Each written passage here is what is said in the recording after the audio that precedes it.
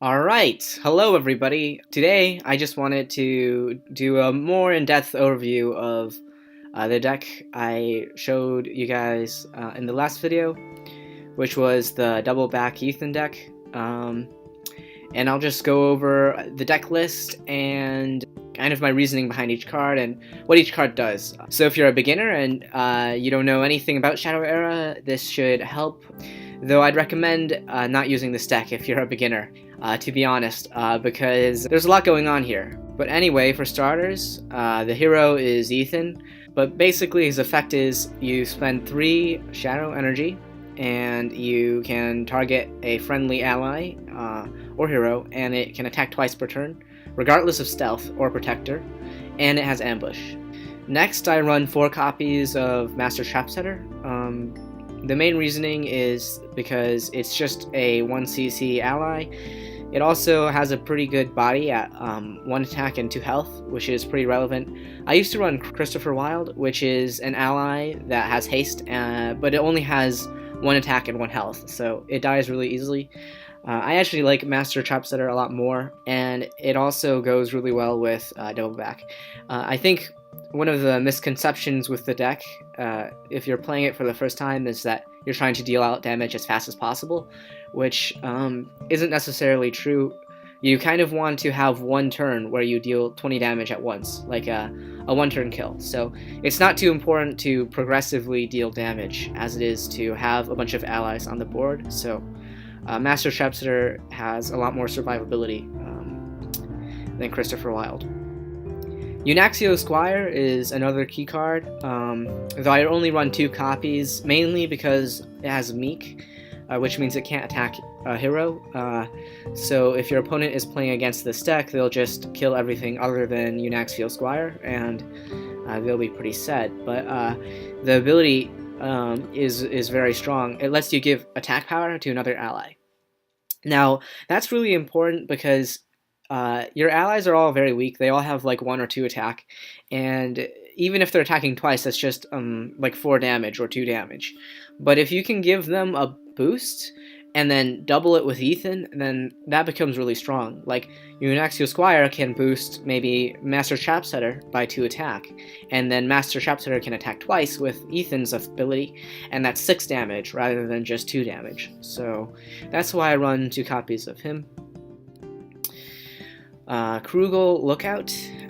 This guy can deal damage with his ability, which is really nice. So his ability is you exhaust it.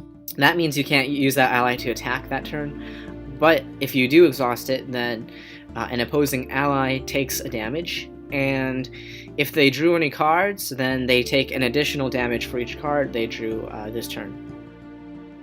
And that's really good with Bad Santa, but I'll get to that in a bit. Krugel Trapper is probably the MVP. It's a free +1 because its ability says that when you summon him, you can seek a trap. Seek means that you're gonna just take one of these cards from your deck and add it to your hand. This deck really struggles with card advantage sometimes, and so having an ally that can generate that card advantage is super helpful. I almost never sack Krugel Trapper because it's just so crucial to have that card advantage, especially when you're running a deck that relies on swarming, and so you just need to have continuous draw. Krugel Braggart is a really good card, but only in some circumstances. People tend to underestimate it. Basically, when it's summoned, it deals a damage, and then when it kills an ally, it gains 2 attack. On its own, it's not that good. It's just 1 attack and 3 health, which is kind of mediocre for a 2cc ally, but it deals 1 damage when it's summoned, which can be very helpful, especially if your opponent is running low health allies. And it also comes with an amazing attack boost, which is extremely important for the same reasons Eunaxio Squire is so good in this deck. So if you are able to kill some allies with Krugel Braggart, you create a threat that your opponent has to deal with immediately, or else they basically lose the game. So it's just a very powerful card, though it is kind of weak and easy to kill. I only want to run one Alden the Brave because this deck doesn't really like high cost cards, and in order to play this, you have to wait until turn 3. I know it's very good in a lot of other rush decks, so it's kind of unusual that I'm only playing one, but the thing here, again, is that you're not trying to deal damage continuously, you're just trying to have one turn where you deal like 20 damage and win the game. He's still very useful though, because he does buff your allies by 1 attack. Next is Double Back. So this is kind of what I named the deck after.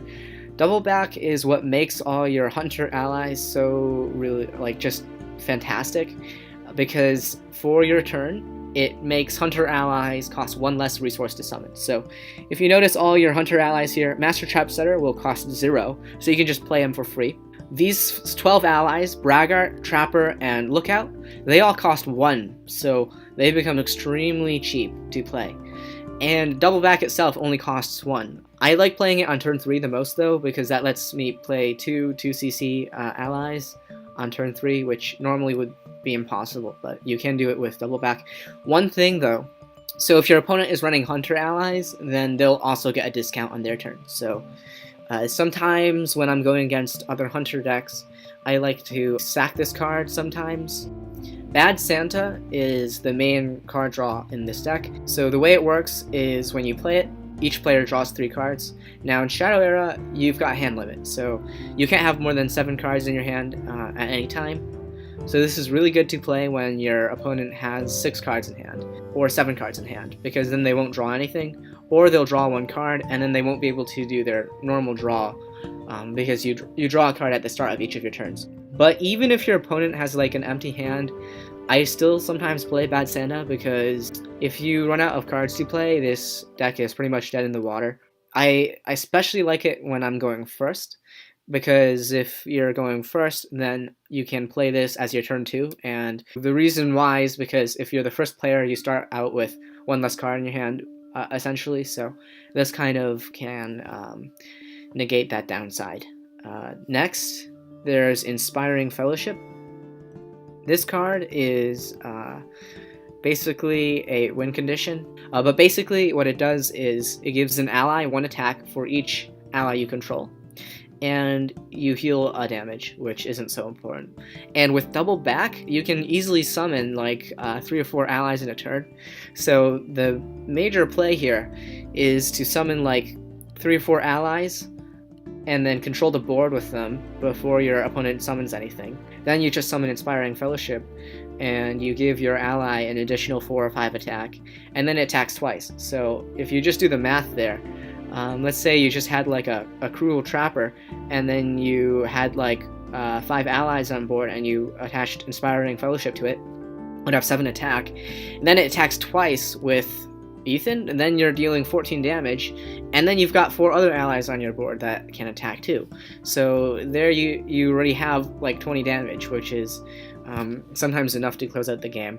And if it's not, your opponent has to deal with your board, and usually they can't, and then you can just do it again next turn. So that really, it's just a really good card, and this deck wouldn't be possible without it, probably. Next, you've got the Last Harvest. This ability, basically, to summon it, you have to pay 1 resource, but then after that, you can just pay 3 resources to use the ability. And you can do that on every one of your turns. So it's also nice, and I prefer it over Alden, the Brave, because you can play it multiple times. So it's good card advantage-wise. It's harder to get rid of because it's an item, so and people run a lot more ally removal than item removal, and also it only costs 1, so you can play it on turn 1 and then set yourself up to draw more cards with Bad Santa. Next, I run 5 traps. These can be anything, honestly. I rarely ever use them. Camouflaged Foe can be nice if you are going first, or second even, and your first play is Master Trap Setter, because Master Trap Setter has an ability, basically it just makes a 3 resource trap cost 2 resources instead of 3 resources, so you could play this on turn 2 with that combo, but in general I just don't use them.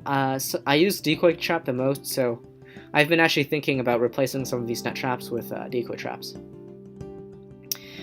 And now I run one Wrath of the Forest and one Arthile's Pass Dead Man's Breach, which seems like a really odd choice because they're both extremely good cards. And the reason I only run one copy of each of them is because this deck honestly just needs the consistency. Wrath of the Forest is a really good card because it lets you draw a card whenever an ally is killed, and since you've always got like 5 allies on the board, it makes it really hard for your opponent to kill them, because then you get to draw cards and then summon a bunch of more allies, so it kind of forces them to destroy this item. Now the problem is it costs 4 resources, and that's really tough with this deck, because that's like a wasted turn, and you could have used that turn to summon a bunch of allies, and using it to summon this is oftentimes not the best plan, and drawing into multiple of this card can really hurt your consistency. You need to draw into a trap, and you need to draw into double back, and you need to draw into a bunch of your hunter allies, so there's a lot of consistency that needs to happen in this deck. This card is a location, so it doesn't cost any resources, but you only can play it after turn 3. And basically what it does is it gives all of your allies haste. All your cost 2 or less allies, which is basically every ally in the deck. And that's pretty good, because your allies can get really large really quickly. The only problem is it doesn't work with Eunaxio Squire, because your allies won't be able to activate abilities, and it doesn't really work with Cruel Lookout.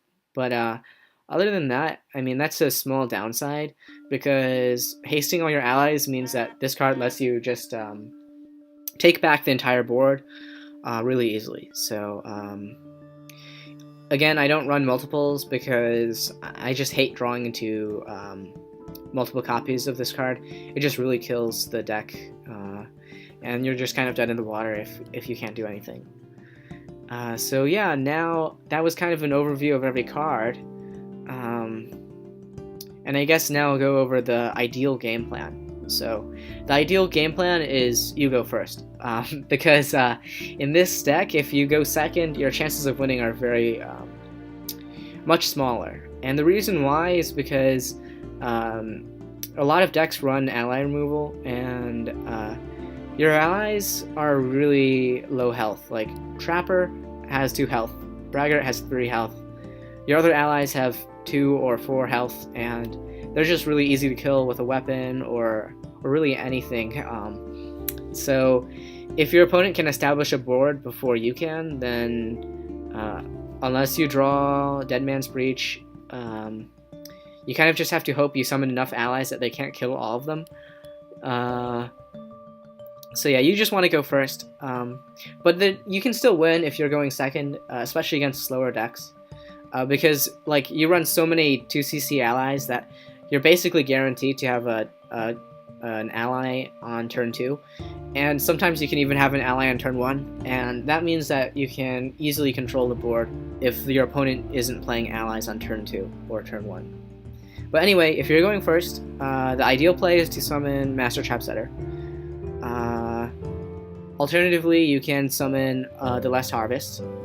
And then my ideal turn 2 is usually playing Bad Santa, but some circumstances call for summoning something else. Eunaxio Squire is another good option for turn 2, provided that you have Master Trapsetter on the field already. But any of the other 2cc allies also works, so you do want to be summoning an ally on turn 2 so that you can start to establish some board presence. Especially Krugel Lookout is an amazing card to play on turn 2 because of the ability that lets you deal damage equal to the number of cards your opponent draws. So that means if your opponent drops a pretty heavy turn 3 ally that has a lot of health, you can play Bad Santa and force your opponent to draw cards, and then use Krugel Lookout's ability to kill it. So that's a good combo that can be very powerful. Turn 3, you probably want to play Double Back, and then play two of the 2cc allies, or 2 resource cost allies. So you'll play this card, and if you have Trapper, you summon Trapper, and then you use the secondary ability of Double Back, which is you can discard a trap, and then an ally in your graveyard goes back into the deck, which helps a lot, and then you get to draw 2 cards. So basically you just get to recycle an ally in your graveyard and get more draw power. It works really, really well with Krugel Trapper, because if you play Double Back, then play Trapper, and then search a trap, and then discard that trap for 2 cards, you've basically summoned the Trapper for free. And it's like a 2 CC, a 2 attack, 2 health ally, which is really good in this deck. Turn 4, you start having a lot of options. Turn 4, you don't even have to necessarily sacrifice a card for resources, because, again, like, every card in this deck, other than Wrath of the Forest, costs 3 resources or less, so you could just stay at 3 resources for the entire game and still, like, win. I also like playing 2 Bad Santas back to back, which can basically just completely refill your hand. 2 of the 2 CC allies is fine. I mean, there's just a lot of options there. You can even play the Last Harvest and then use it on the same turn, which is nice. Sometimes I'll play a trap, but I'll rarely do that. I find that the deck works really well at 5 resources, so on turn 5, you can play Double Back again, and it gets even better, because then you can summon like 4 2CC allies in 1 turn, which is really fantastic. Because normally it would cost 8 resources, and you're just using 5 to summon basically 8 resources worth of allies. On top of that, then you can summon Master Trap Center for free, so maybe even more than that in terms of efficiency. Turn 5, though, is where you're going to start wanting to set up Inspiring Fellowship plays. You're going to want to start setting up the Last Harvest and boosting your allies that way, and start going face with Ythan's ability, because on turn 5 you're going to have 5 Shadow Energy, and that means you can use Ythan twice in a row. So if you spent turn 4 setting up your board, and now it's turn 5, you can honestly usually take 1 or 2 allies to kill off your opponent's board, and then start going face with Ythan's ability in combination with Inspiring Fellowship.